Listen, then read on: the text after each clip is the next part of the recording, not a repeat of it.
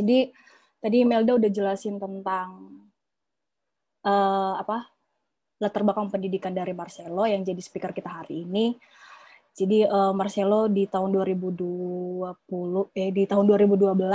SMA-nya di SMA Unggul Del di Lagu Buti, terus dilanjutin ngambil kuliahnya di ITEDEL ya, di ITEDEL Engineering Management. Terus di 2018 Marcelo mendapatkan kesempatan untuk pertukaran pelajar gitu ya di Minnesota State University. Nah, di tahun 2020 berarti masih baru ya Marcelo ya. Marcelo sekarang lagi lanjutin master student di Amsterdam University of Applied Science gitu. Terus next-nya, coba next Mel.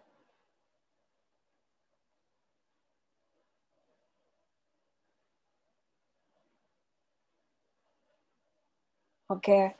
Nah, Marcelo juga punya beberapa pengalaman selama masa kuliah mungkin, terus ada internship juga di tahun 2016 sampai 2018. Marcelo juga sebagai anggota BEM di ITEDEL. Terus di tahun 2017 sampai 2018 menjadi Head of Division Himpunan Mahasiswa Manajemen Rekayasa, dan di tahun 2018 internship di PT Indomining di Kalimantan. Nah, di 2019 Marcelo juga menjadi Product Administrator di Traveloka ya, dan menjadi staff di PT Parnaraya di tahun 2019 sampai sekarang. Oke, ini profil singkat dari Marcelo. Next-nya.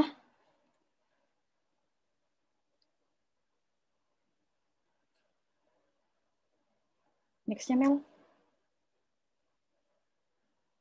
Oke.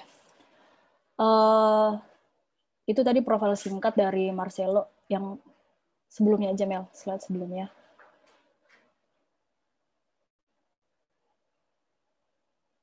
Oke. Jadi sekarang kan tadi kan teman-teman Imelda udah kasih tahu kalau kita bentuknya ini nggak kayak presentasi kayak mungkin event-event kita yang sebelumnya di mana speakernya sediain slide terus presentasi, nyampaikan materi kayak gitu. Nah, kita mau coba lebih ke arah diskusi gitu. Jadi dari teman-teman bebas untuk bertanya sebanyak-banyaknya, terus nanti Marcelo bakal bantu jawab. Jadi teman-teman dari sekarang udah bisa nih kirim pertanyaan di app-nya Slido, ada di chat, ada di chat juga, dikirim linknya sama Kak Windy.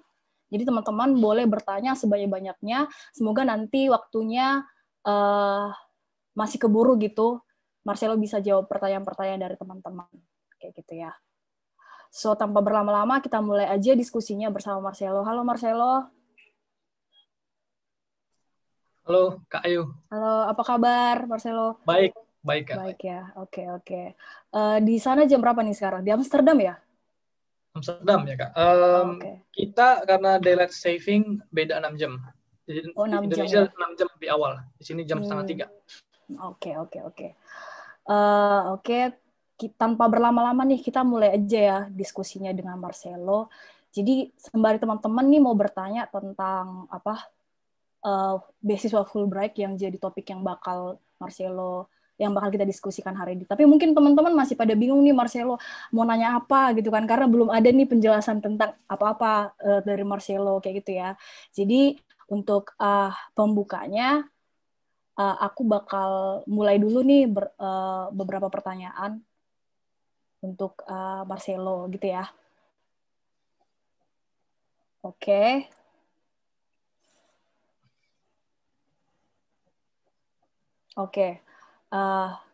Jadi kan Marcelo nih apply beasiswa Fulbright ya. Mungkin teman-teman pada penasaran nih, ini beasiswa apa sih kayak gitu. Mungkin pertama-tama Marcelo bisa jelasin dulu nggak beasiswa Fulbright ini apa dan bagaimana kayak gitu, biar kita punya gambaran. Oke, sebelumnya saya mau mengucapkan terima kasih kepada tim Buana Pesakit Mengajar dan juga Bang Lamod karena telah mengundang saya untuk dalam kesempatan ini. Dan juga di sini ada teman dekat saya nih, Jan Sutris, angkatan saya. Oke. Oke, jadi beasiswa Fulbright itu adalah halo semuanya. Beasiswa Fulbright itu adalah beasiswa yang difokuskan untuk program pertukaran pelajar internasional, baik itu pendidik, mahasiswa, pasca sarjana, dan juga bahkan dari kalangan profesional. Beasiswa Fulbright ini merupakan salah satu beasiswa yang bergengsi, prestigious di dunia, dan ini difasilitasi dan didanai oleh pemerintah Amerika Serikat di bawah Biro Pendidikan dan Kebudayaan kalau saya nggak salah. Nah, jadi sebenarnya beasiswa Fulbright ini sangat banyak sekali. Tapi program yang saya ikutin kemarin adalah program Undergraduate Exchange Program. Nah, di mana beberapa orang dari setiap negara akan dikirim ke Amerika Serikat untuk kemudian belajar di sana, belajar kebudayaan, belajar ya hal-hal lain lah mengenai Amerika Serikat. Oke, iya. Ini Fulbright ini termasuk beasiswa yang bergengsi juga ya. Salah satu impian banyak kok. Salah satu ya beasiswa impian banyak orang lah bisa dibilang gitu ya. Oke. Terus yang kenapa sih Marcelo akhirnya memilih beasiswa Fulbright ini dibandingkan dengan mungkin ada beasiswa lain kayak gitu? Apa ya? Ya karena ada kesempatan sih. Saya pilih. Ya saya awalnya nyoba sih. Saya juga saya nggak pernah bermimpi sewaktu kuliah akan sekolah di Amerika dan dibiayai penuh. Itu suatu hal yang sampai sekarang saya nggak akan kebayang gitu. Ya tapi ya berkat Tuhan kan. Ya kemarin itu ceritanya saya itu disarankan oleh dekan. Dekan Fakultas Manajemen Teknologi Industri. Nah, jadi kami ada beberapa siswa yang dirasa cocok untuk mengikuti program ini karena tidak sembarangan bisa ikut program ini begitu. Ada banyak syarat-syaratnya, tahap-tahapnya yang nanti saya akan jelaskan, dan juga termasuk diantaranya adalah rekomendasi dari profesor, dan tidak semua orang bisa dapat rekomendasi dari profesor. Itu kenapa saya tahu mengenai info ini, dan juga kenapa saya ingin berniat mendalami dan mengikuti keseluruhan prosesnya, karena saya mikirnya Amerika Serikat adalah negara yang keren ya, negara yang ya di mana kita bisa melatih bahasa Inggris saya. Ya bahasa Inggris saya masih biasa-biasa saja, cuman kayaknya keren lah ngomong dengan bule begitu ya dulu. Iya betul. Kemudian ya saya juga tertarik belajar, bertemu dengan orang-orang baru, ya, mengenal budaya mereka. Apakah benar mereka sekeren yang di film-film Hollywood itu begitu? Saya mau konfirmasi itu. Kemudian international networking course, kemudian ya belajar bahasa dan jalan-jalan pasti. Ya. Kesempatan yang emang kesempatan yang luar biasa ya, bisa dapat beasiswa full, terus bisa ngerasain hidup di negara orang di US gitu ya kan. Ya. Oke. Nah, menurut Marcelo nih apa sih kelebihan dari Fulbright ini dibandingkan dengan beasiswa lain mungkin yang Marcelo tahu kayak gitu? Kelebihan Fulbright itu satu yang fully funded. Dan fully funded ini dari masa registrasi sampai selesai tahap seleksi, sampai kita berangkat dan kembali ke Indonesia, itu semua difasilitasi. Gila sih. Oke. Saya Kayaknya saya selama seleksi 2 kali ke Jakarta, kemudian sekali ke Batam, kemudian saya diantar jemput, dan di Jakarta juga disediain hotel dan segala macamnya. Dan itu kayaknya kali pertama saya ke Jakarta sewaktu seleksi, dan itu sendirian, jadi cukup ya menarik lah untuk saya. Ya kelebihannya itu fully funded. Kayaknya saya jarang menemukan beasiswa yang dari seluruh keseluruhan proses seleksi itu difasilitasi oleh penyedia beasiswa. Saya jarang ketemu beasiswa seperti itu. Dan ini ya yang bagus lah gitu. Kemudian ini kan tujuannya sebenarnya untuk membangun rasa saling pengertian antara negara kita, kalau saya dari sudut pandang Indonesia, dengan Amerika Serikat. Artinya kita saling mengenal. Makanya ada program pertukaran budaya di sana. Jadi ada salah satu program di sana. Itu namanya end of the program. Itu di Washington DC. Di mana kita itu bisa ketemu dengan mahasiswa lain dari seluruh dunia di momen itu gitu. Jadi kan yang ikut program ini kan nggak cuma dari Indonesia saja. Ya, dari Indonesia kemarin ada 5, dari negara lain juga ada dari Israel, dari Maroko, yang negara-negara yang saya nggak pernah dengar sebelumnya, saya ketemu di sana gitu. Ya, kemudian ada momen yang dimana menurut saya sangat membekas untuk saya, yaitu ketika ada namanya malam kebudayaan. Jadi di situ kita harus memperkenalkan budaya kita dengan orang lain. Saya di situ kemarin memakai ulos. Jadi saya pakai ulos, yang lain pakai baju tradisional mereka, dan ya kita perkenalkan budaya kita. Saya orang Batak dan saya bangga jadi orang Batak. Dimanapun saya di Belanda ini, di Thailand, di ke beberapa negara lainnya, saya selalu bilang saya ini orang Batak. Kemudian selama program juga kita itu diawasi. Kita ada fasilitator. Jadi kalau kita ada sesuatu yang kurang, atau ada sesuatu yang perlu didiskusikan, itu kita bisa hubungi mereka, email atau telepon, mereka akan respon. Oke, harusnya begini. Kamu harusnya begini begitulah. Jadi ada yang bantuin saya di sana. Jadi saya nggak ngerasa sendiri gitu. Ya, yang kemudian juga yang terakhir ya prestisnya. Ya menurut saya kalau misalkan lulusan Fulbright ya kayaknya mau apply kemana-mana harusnya lebih gampang sih. Cuman nggak juga sih. Saya struggling juga waktu dari kerja. Oh iya. Oke. Berarti emang benar-benar dibiayain banget, dibiayain semuanya ya, kayak dari proses seleksinya pun sebenarnya udah dibiayain kayak gitu. Dan ya menariknya yang Marcelo bilang tadi, bahwa kemanapun kita pergi kita harus bangga jadi orang Batak gitu ya.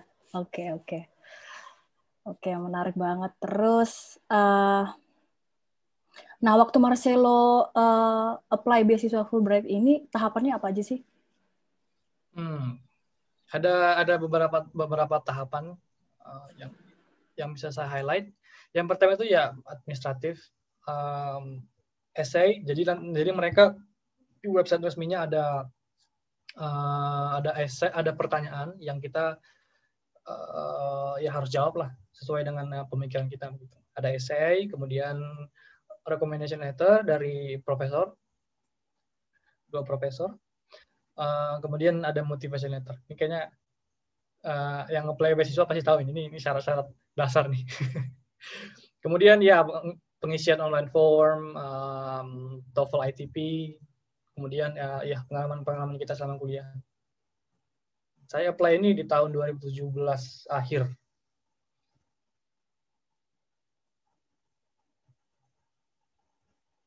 2016 akhir. Okay. Ya, 2016 akhir. Dan berarti, kemudian belum masih ada lagi. Iya, oke. Oke, boleh dilanjutin. Kemudian jadi ada kayaknya beberapa bulan saya nunggu sampai mereka mengumumkan mereka-mereka yang lanjut ke tahap selanjutnya, yaitu ada interview. Kemarin itu interviewnya di kantor Aminef. Aminef itu ada di Jakarta Pusat kayaknya. Aminef itu adalah singkatan dari American Indonesian Exchange Foundation. Jadi kalau misalkan, jadi ini lembaga di Indonesia yang mengurusi pertukaran pelajar dari Indonesia, antara Indonesia dengan Amerika Serikat. Jadi kalau misalkan pun ada pelajar dari Amerika Serikat atau dari kelas profesional ke Amerika Serikat yang dibiayai Fulbright, itu harus melalui Aminef. Jadi di situ kemarin saya interviewnya. Kemudian setelah interview ada tes bahasa Inggris lagi, TOEFL IBT,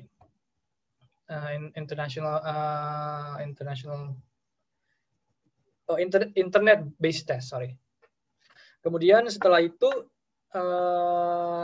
setelah lulus TOEFL IBT, kemudian ada medical check up.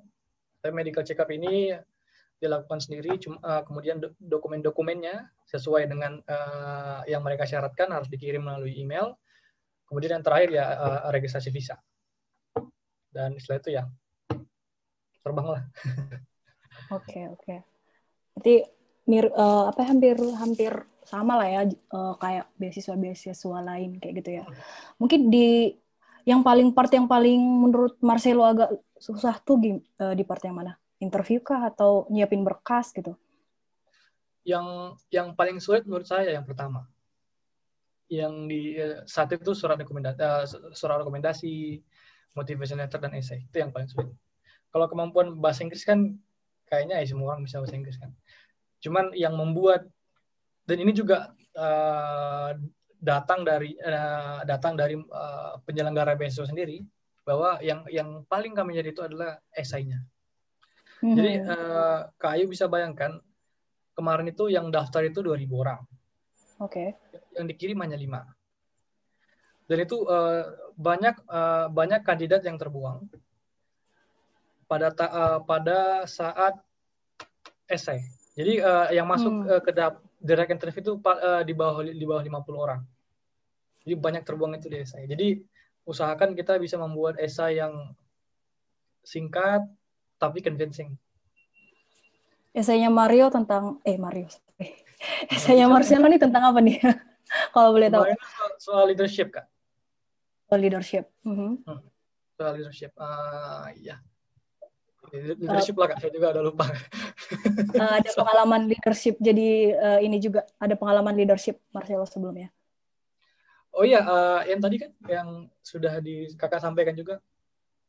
Oh, yang jadi BEM. Saya pernah ketua divisi, kemudian pernah juga jadi co-koordinator TEF, kalau Kakak tahu. Di Dell itu ada Toba Entrepreneurship Festival. Saya jadi wakil ketua penyelenggara. Kemudian ya yang lain-lain lah. Oke. Teman-teman boleh ajuin pertanyaan di Slido. Nanti kita bacakan. Ternyata udah banyak nih. Kita coba ini dulu ya. Menjawab pertanyaan-pertanyaan dari teman-teman. Aku share screen dulu. Oke. Kelihatan kan ya? Iya, kelihatan nggak? Oke. Nah, yang pertama nih ada pertanyaan tentang share tips dong dapetin LOA, Letter of Acceptance. Ini kayaknya LOA untuk master atau LOA untuk Fulbright? Kayaknya Fulbright. Fulbright ya. Apa ya? Kalau kemarin waktu Fulbright itu saya nggak ada sih ini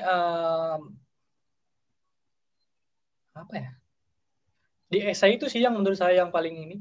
Soalnya juga kalau bahasa Inggris memang ada syaratnya, tapi nggak harus selancar native speaker. Jadi saya kira yang paling penting itu di waktu kita membuat essay yang bagus itu seperti apa sih gitu.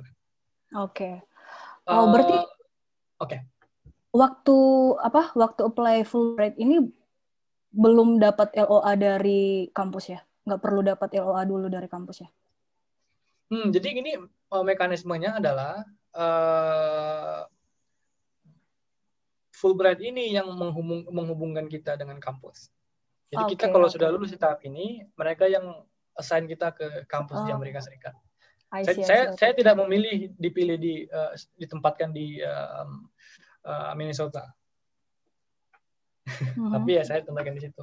Oke, oke. Biasanya itu penempatannya based on apa ya, Marcel? Sampai sekarang saya nggak tahu. Oh, oke, oke. Ada yang bahasa Inggrisnya ya bagus, ditempatkan di tempat A, yang saya juga nggak ini. Pada intinya pada umumnya bagus sih semua bahasa Inggrisnya. Cuman apa ya? Saya juga kayaknya random aja deh gitu. Ada yang ke New York, ada yang ke ini. Saya juga kenapa saya nggak ke LA ya gitu? Kenapa saya yang di kampung-kampung? Saya ada kuliah di kampung, ini pun Amerika di kampung lagi gitu. Tapi kampungnya udah berbeda ya. Oke. The next question. Kayaknya ini ordernya dari sini ya. Oke, kita bacakan aja. Apakah beasiswa Fulbright bisa untuk short course kuliah S2? Harusnya sih bisa. Ya enggak? Ini pertanyaan yang masih. Oh, yang ketiga nih. Yang ini nih. Langsung di skip over ya. Oke. Apakah beasiswa Fulbright bisa untuk short course untuk kayaknya beda program dah. Ini salah satu syaratnya di sini adalah kalau kita tuh masih mahasiswa full time di universitas di tingkat bachelor. Jadi saya kira mungkin ada program beasiswa yang lain, tapi bukan program pertukaran yang saya ikutin. Oke. Ya. Oke, ini nanti kita bahas tentang S2-nya Marcelo. Kita ke beasiswanya dulu. Wah, gimana? Ini nih. Apakah bisa mengajukan beasiswa tanpa melewati tes TOEFL atau IELTS? Ini mungkin kalau Fulbright-nya kayaknya nggak bisa ya? Atau bisa? Nggak bisa. Tapi harus ada syarat ini ya, tes TOEFL. Tapi kayaknya ada beberapa beasiswa yang nggak harus mengharuskan tes TOEFL gitu ya. I don't know sih beasiswa apa. Tergantung sih Kak, kalau misalkan beasiswa yang ya internasional ya kayaknya memang wajib sih Kak.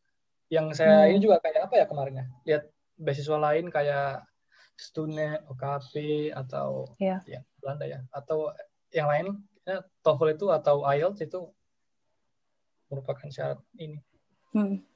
Apalagi kayaknya kalau udah ke Europe kayak gitu, ke US kayaknya mostly sih mewajibkan ini TOEFL atau IELTS. Oke. Next-nya gimana nih ceritanya bisa dapat rekomendasi dari Profesor Bang? Gimana? Ya harus baik lah gitu. Harus baik, terus harus nunjukin bahwa memang ya kamu berhak dapat LOE gitu. Ya artinya pun di kelas juga nunjukin bahwa kamu mahasiswa yang bisa gitu. Jadi nggak tiba-tiba gitu dosennya profesor nggak kenal di kelas nggak ngapa-ngapain, nilainya juga nilainya biasa-biasa aja, terus tiba-tiba datang ke ininya, oh Pak saya mau rekomendasi letter gitu, kan nggak bisa gitu. Kan kalau rekomendasi gitu kan, berarti kan si profesor menganggap bahwa oh anak ini aku percaya mampu, layak untuk beasiswa ini gitu. Dan ya kita harus nunjukin kalau kita bisa. Dimulai dari ruang kelas sih menurut saya. Oke. Ini nih. Boleh nggak kalau undergraduate student Indonesia yang kuliah di Eropa apply Fulbright Exchange program? Nah, ini tricky juga. Ini saya nggak pernah. Kayaknya bakalan sulit. Karena seluruh proses pertukaran itu diatur di Aminef. Aminef itu lokasinya di Jakarta. Kecuali Mungkin bisa, tapi kayaknya sepanjang yang saya tahu dan selama mengikuti proses registrasi agak sulit sih. Oke, oke. Terus ada lagi yang nanya, mau tanya untuk penentuan jurusannya pada tahap apa ya, Kak? Jurusan pada saat exchange atau jurusan pada saat ini? Kayaknya maksudnya iya pada saat exchange, student exchange. Kalau jurusan pada saat exchange, karena saya juga ingin menghemat waktu kuliah saya itu pilih jurusan yang sama. Dan memang harusnya seperti itu. Dan dari penyelenggara beasiswa juga mengupayakan agar jurusan yang kita ambil di saat program exchange itu adalah jurusan yang sama saat kita di kampus. Itu kenapa salah satu tahap registrasi adalah penyerahan transkrip. Jadi saya teringatnya untung juga saya kuliah di Dell karena mata kuliah yang saya ambil di Amerika Serikat itu bisa dikonversi ke kampus. Jadi saya jadi saya lulus tepat waktu begitu. Kan banyak tuh orang yang ambil exchange tapi lulusnya lebih lama. Nah, kalau saya tetap tepat waktu. Berarti kalau emang untuk student exchange ini kayak biasanya harus sama ya dengan jurusan sebelumnya karena student exchange ya. Kecuali kayak misalkan dari S1 ke master gitu, mungkin bisa ambil jurusan lain gitu kali ya. Oke. Terus, nah karena waktunya udah lumayan mepet nih, mungkin Marcelo bisa ceritain nggak Marcelo kan dari S1-nya di US, terus S2-nya di Amsterdam, boleh ceritain nggak S2-nya beasiswa juga kah, dan kenapa milih S2 di Amsterdam, kenapa nggak di US, atau bahkan di Indonesia mungkin gitu. Boleh ceritain. Iya, jadi kalau saya bermimpi itu kemarin itu setelah kembali dari US, saya itu ingin melanjut di HBS. Itu dream school lah. HBS itu Harvard Business School. Tapi kayaknya saya kayak saya belum sanggup lah gitu. Tapi saya nggak apply, jadi saya nggak tahu maksudnya. Kenapa saya pilih ke Amsterdam? Apakah beasiswa? Iya, beasiswa. Tapi ini terjadinya dalam dua hal yang berbeda. Jadi saya itu mendapatkan LOE. Jadi saya keterima di dua tempat sebenarnya di Amsterdam. Pertama itu di UvA, University of Amsterdam. Kayaknya Bang Daniel tahu ini. Speaker satu lagi. Satu lagi itu AWS, Amsterdam University of Applied Sciences. Tapi karena saya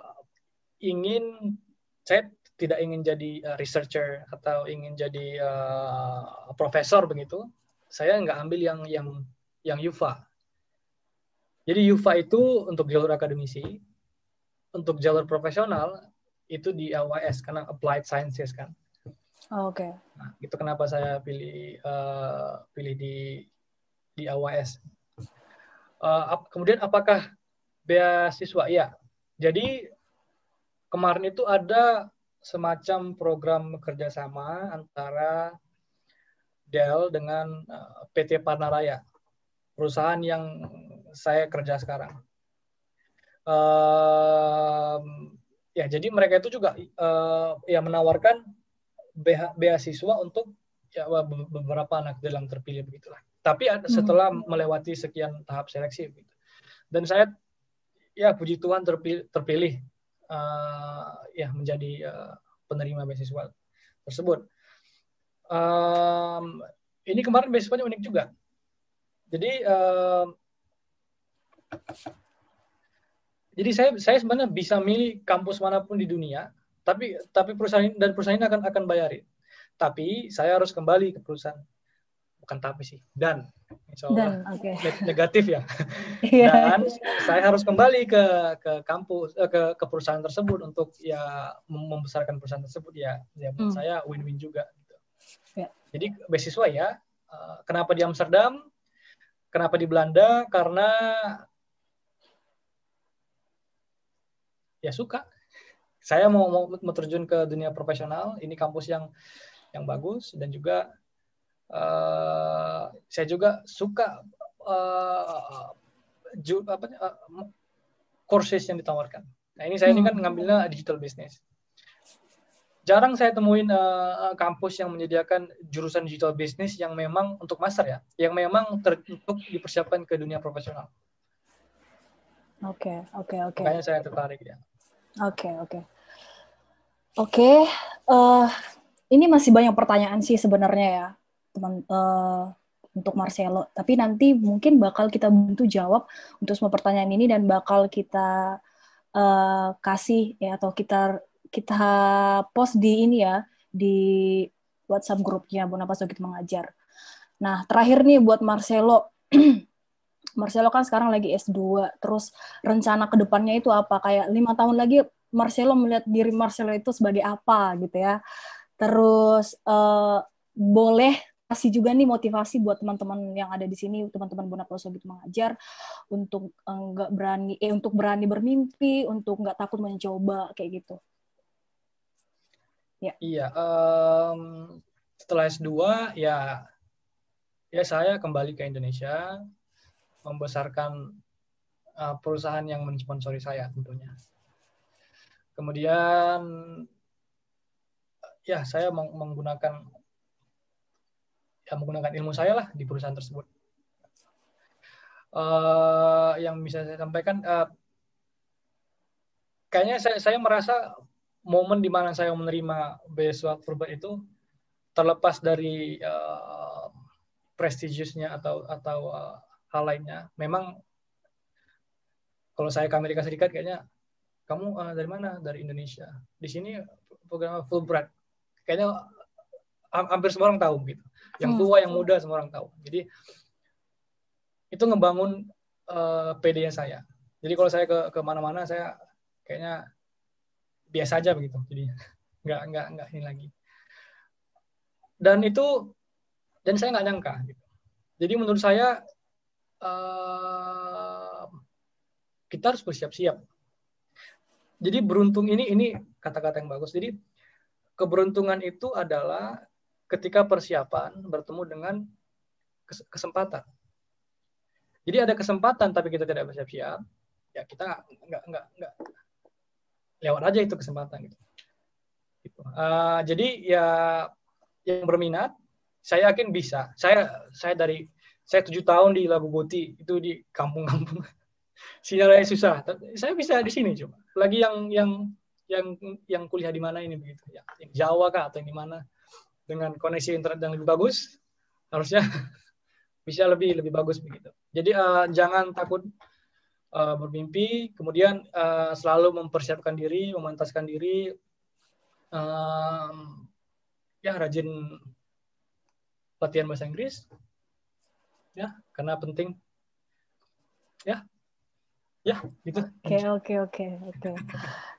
Iya betul ya, persiapan sih ya, penting banget gitu ya, untuk kita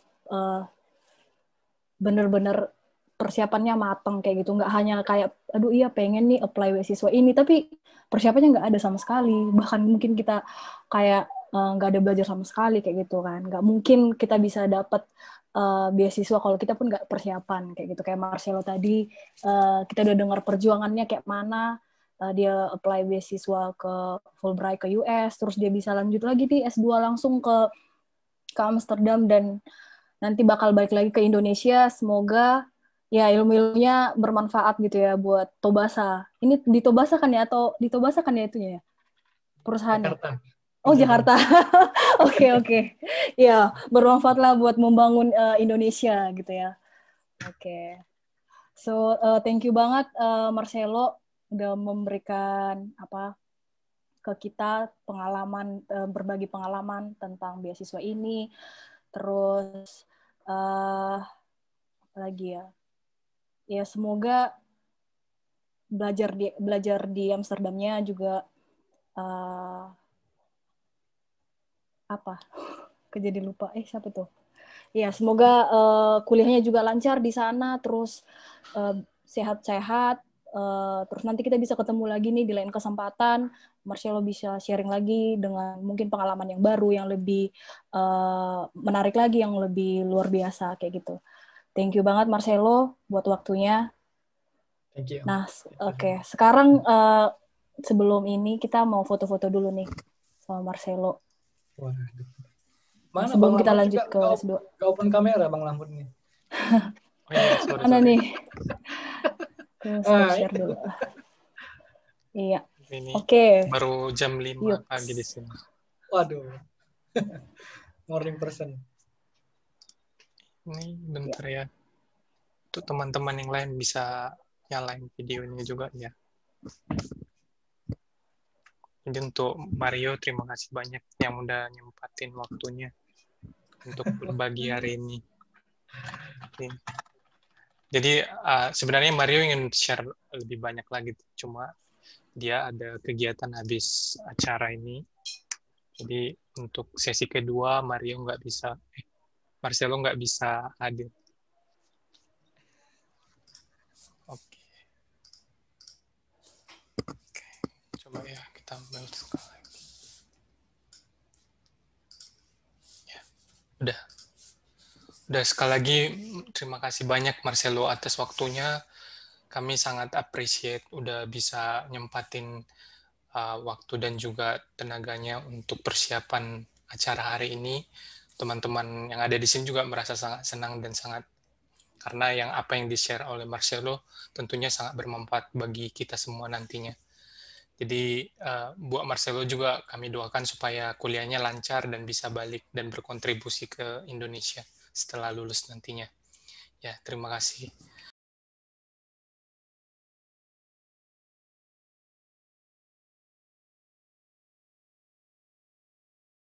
Jangan lupa follow Instagram akun kita di Bonapas Sogit Mengajar, dan jangan lupa juga buat subscribe dan nonton YouTube kita di Bonapas Sogit Mengajar, karena kita bakal sharing informasi-informasi menarik di sana. So, sekian dari kami. Terima kasih.